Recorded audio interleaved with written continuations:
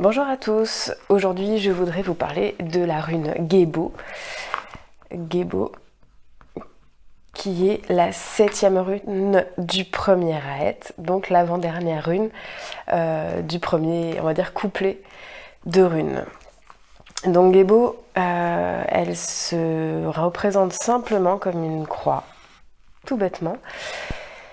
Et elle représente le don, la notion de don et de générosité. Donc en fait, pour revenir à la symbolique graphique de Gebo, pour moi, c'est en fait deux chemins qui se croisent.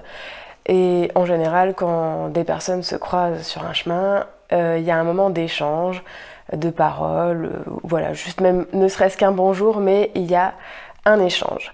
Donc en fait, Gebo, ça ressemble un peu au mot geben en allemand, qui veut dire donner, ou alors à give en anglais, hein, c'est la même chose en fait. Donc le son de Gebo, c'est le son G, et dans l'explication, dans le sens de Gebo, on a parlé de la notion de don, de générosité, et on parle d'un équilibre.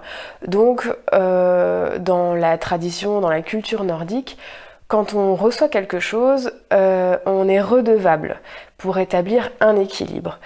Ce don permet, comme on l'a dit avant, un moment d'échange et de communication. Donc ça, c'est vraiment le sens même de Gebo. Quand on fait de la divination, si en fonction des thèmes qu'on cherche, qu'on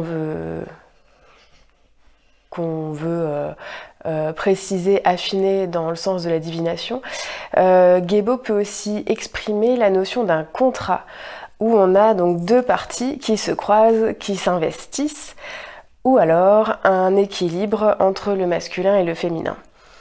Donc en gros, pour conclure, simplement, c'est la rune de l'égalité, où on a deux parties qui sont semblables, égales, du don et du coup du retour, donc de la générosité. Voilà, c'est une rune qui est facile à comprendre et c'est une jolie rune pour presque clore ce dernier Aet. Voilà, je vous donne rendez-vous pour une prochaine vidéo.